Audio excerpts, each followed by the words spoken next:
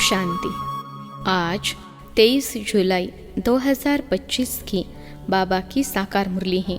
मुरली के महावाक्य हैं, मीठे बच्चे, जब समय मिले तो एकांत में बैठ विचार सागर मंथन करो। जो पॉइंट सुनते हो उसको रिवाइज करो। प्रश्न है, तुम्हारी याद की यात्रा पूरी कब होगी? उत्तर है, जब तुम्हारी कोई भी कर्मेंद्रिया धोखा न दे, कर्मातीत अवस्था हो जाए, तब याद की यात्रा पूरी होगी। अभी तुमको पूरा पुरुषार्थ करना है, ना उम्मीद नहीं बनना है, सर्विस पर तत्पर रहना है। ओम शांति। मीठे मीठे बच्चे आत्म अभिमानी होकर बैठे हो।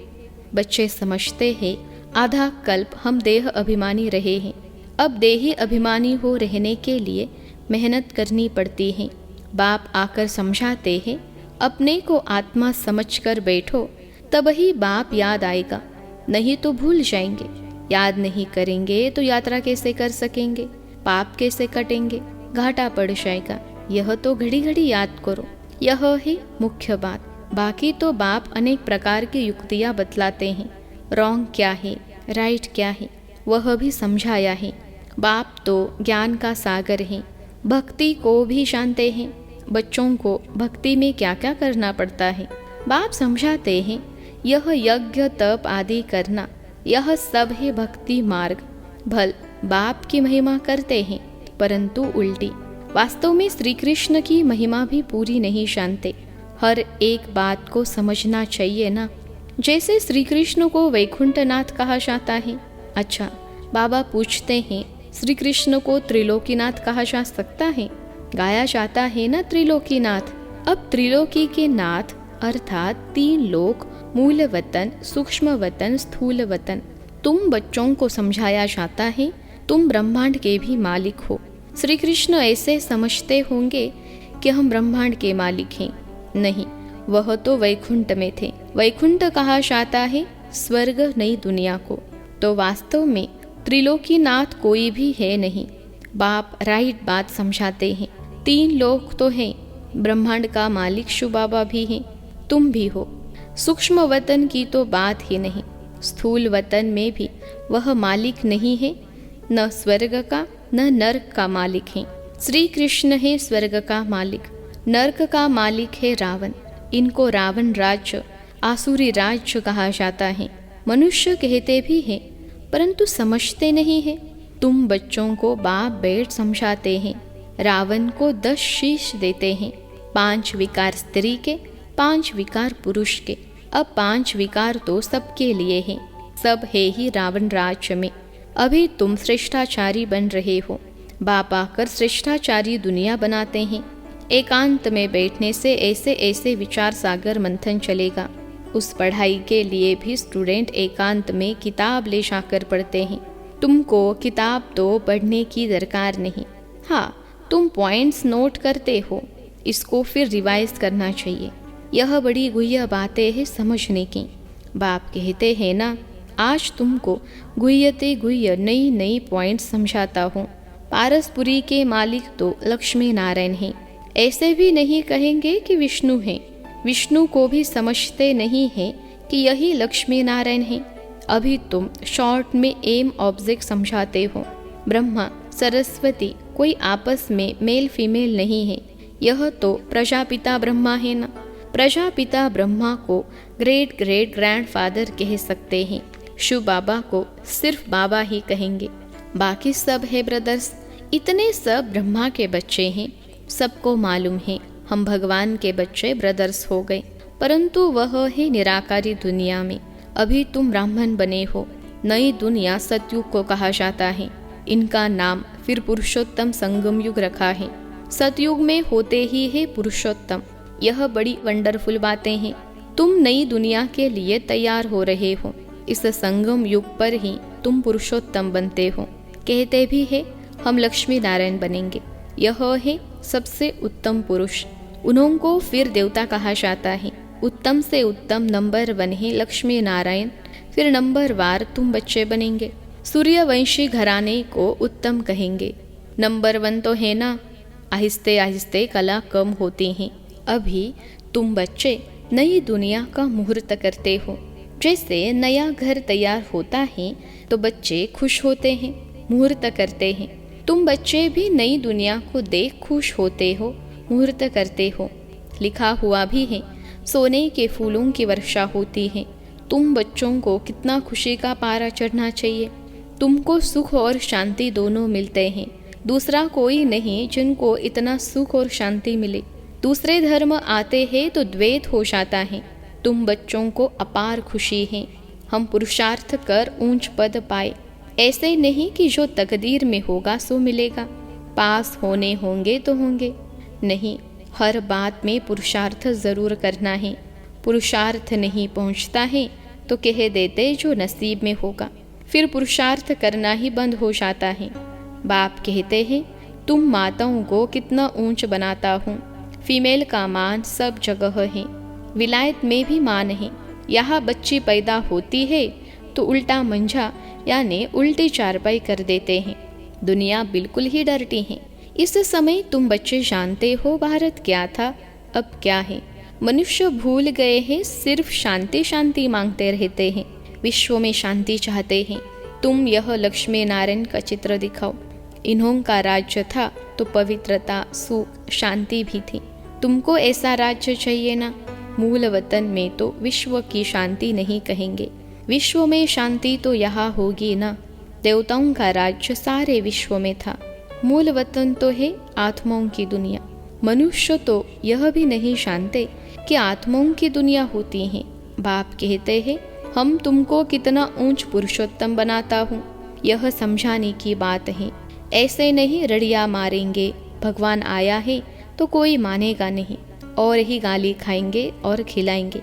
कहेंगे बीके अपने बाबा को भगवान कहती हैं। ऐसे सर्विस नहीं होती है। बाबा युक्ति बताते रहते हैं।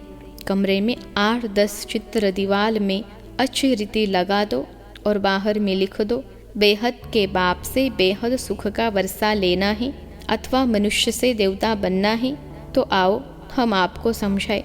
ऐसे बहुत आने लग पड़ेंगे, आपे ही आते रहेंगे। विश्व में शांति तो थी ना, अभी इतने ढेर धर्म हैं। तमो प्रधान दुनिया में शांति कैसे हो सकती है। विश्व में शांति वह तो भगवान ही कर सकता है। शुबाबा आते हैं, जरूर कुछ सौगात लाते होंगे।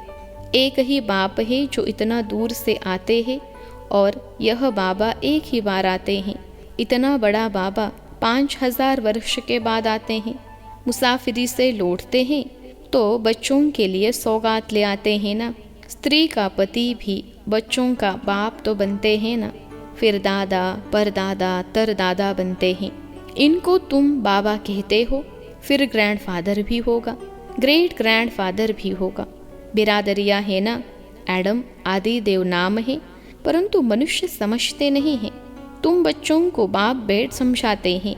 बाप द्वारा सृष्टि चक्र की हिस्ट्री ज्योग्राफी को तुम जानकर चक्रवर्ती राजा बन रहे हो।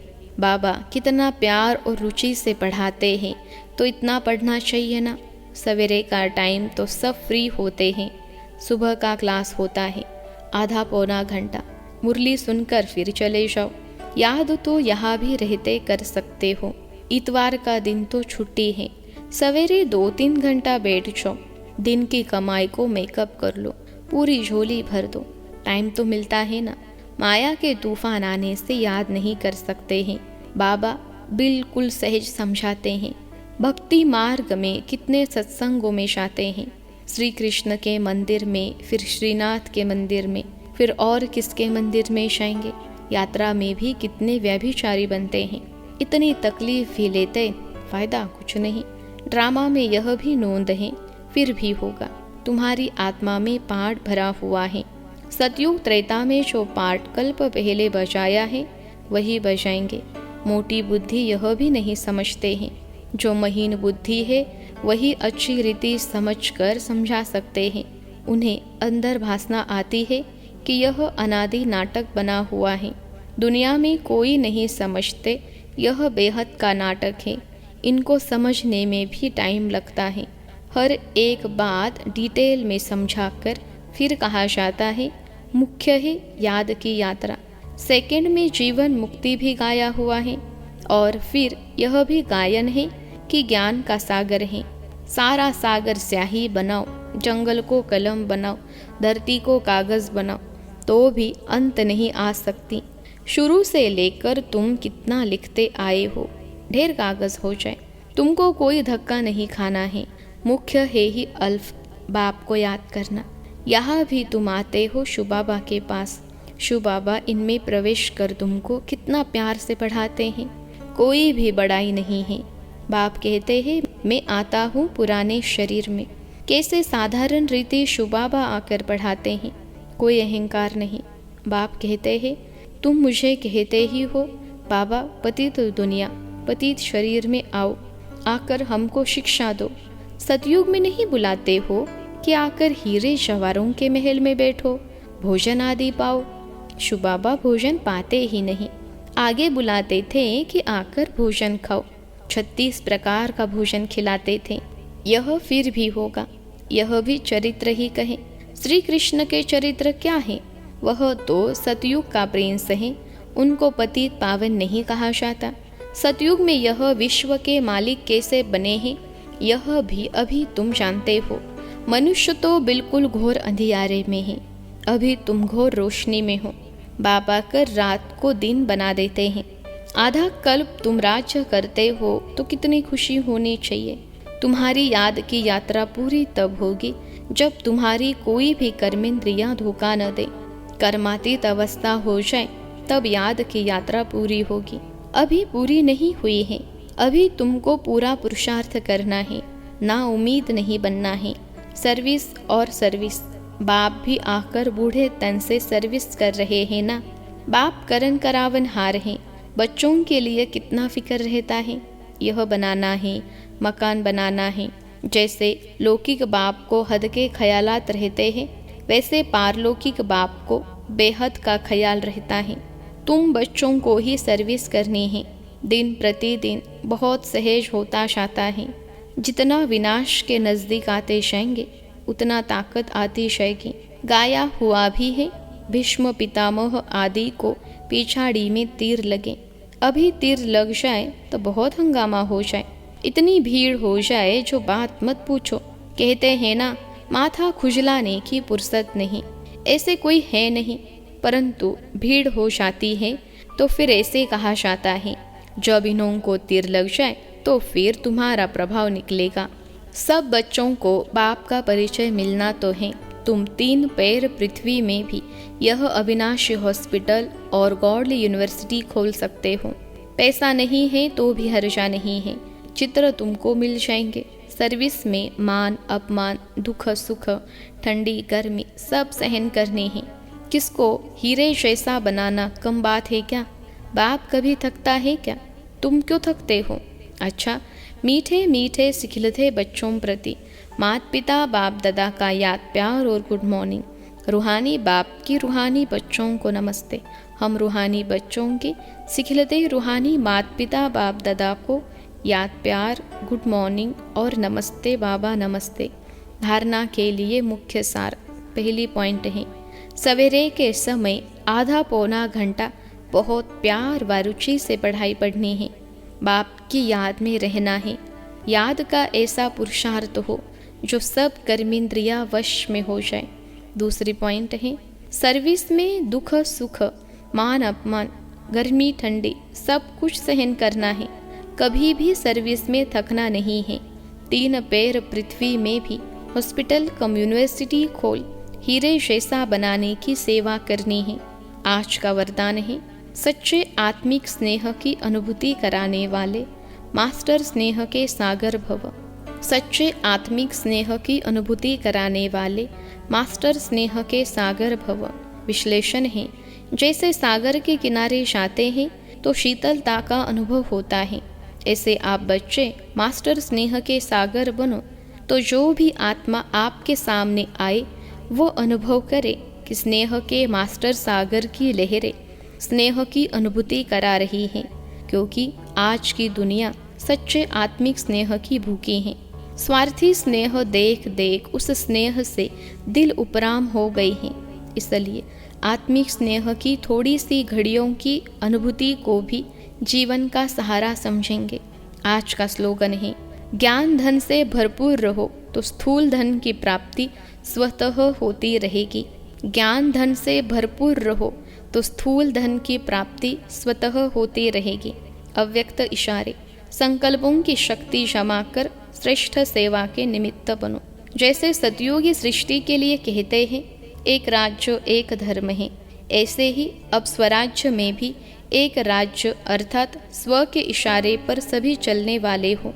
मन अपनी मनमत न चलावे, बुद्धि अपनी निर्णय शक्ति की हलचल न करे। संस्कार आत्मा को नाच नचाने वाले न हो, तब कहेंगे एक धर्म एक राज्य। तो ऐसी कंट्रोलिंग पावर धारण कर लो, यही बेहद सेवा का साधन है। अच्छा, ओम शांति।